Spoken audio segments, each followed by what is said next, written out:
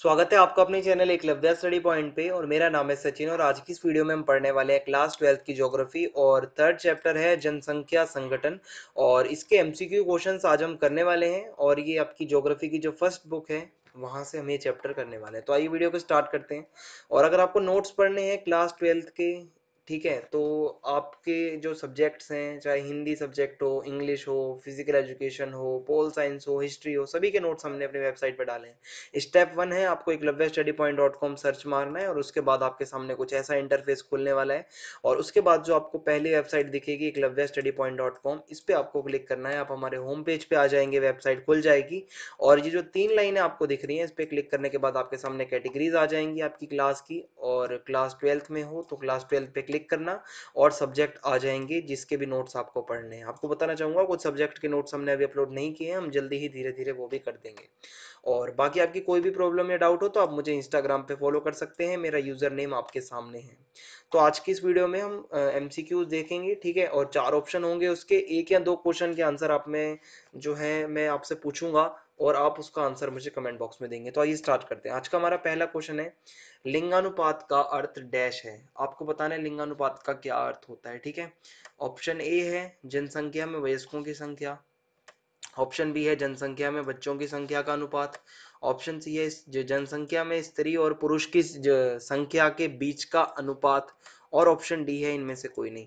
तो इसमें जब हम देखते हैं तो जो ऑप्शन सी है ये सही है, क्योंकि जनसंख्या के अंदर जो है स्त्री और पुरुष की संख्या के बीच का जो अनुपात होता है उसी को हम लिंगानुपात कहते हैं। दूसरा प्रश्न है आपके सामने, विभिन्न आयु वर्गों में लोगों की संख्या को प्रदर्शित करना डैश कहलाता है, ठीक है। यानी कि विभिन्न आयु वर्गों में लोगों की संख्या को प्रदर्शित करना डैश कहलाता है। अब वो क्या कहलाता है? ऑप्शन ए है लिंगानुपात, ऑप्शन बी है साक्षरता, ऑप्शन सी है आयु संरचना और ऑप्शन डी है व्यावसायिक संरचना।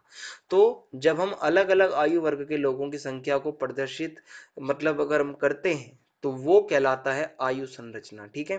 तो दूसरे का सही आंसर हो जाएगा ऑप्शन सी। तीसरा प्रश्न है, भारत में लिंगानुपात की गणना की जाती है डैश से, ठीक है। आपको बताना है कि भारत में लिंगानुपात की गणना कैसे की जाती है।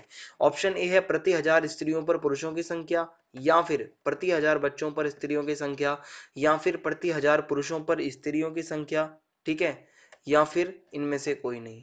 तो इसमें जब आप देखोगे तो ऑप्शन ए है, यानी कि प्रति 1000 स्त्रियों पर पुरुषों की संख्या, ठीक है। तो इसमें सही आंसर जो है इंडिया में वो होगा ऑप्शन सी। क्योंकि इंडिया के अंदर क्या होता है कि जो लिंगानुपात की गणना होती है उसमें प्रति 1000 पुरुषों पर स्त्रियों की संख्या को काउंट किया जाता है, ठीक है। तो ऑप्शन सी इसका करेक्ट हो जाएगा। चौथा प्रश्न है आपके सामने, निम्नलिखित में से किसने संयुक्त राज्य अमीरात के लिंगानुपात को निम्न किया है। यानी कि संयुक्त अरब अमीरात जो है उसका लिंगानुपात कम है। अब उसके पीछे क्या कारण है, किसने कम किया है? ऑप्शन ए है पुरुषों की उच्च जन्म दर के कारण, या फिर ऑप्शन बी है स्त्रियों के निम्न जन्म दर के कारण, या फिर पुरुष कार्यशील जनसंख्या का चयनित प्रवास, या फिर महिला उत्प्रवास। तो चौथे का आंसर जो है वो होगा पुरुष कार्यशील जनसंख्या का चयनित प्रवास, क्योंकि जो कार्यशील पुरुष हैं जो काम करते हैं वो प्रवास करके दूसरी जगहों पर जाते हैं, ठीक है।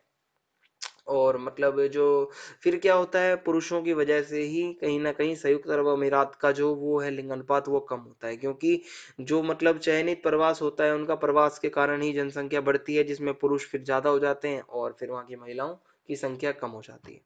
पांचवा प्रश्न है आपके सामने, निम्नलिखित में से कौन सा जनसंख्या वर्ग कार्यशील जनसंख्या को दर्शाता है, ठीक है।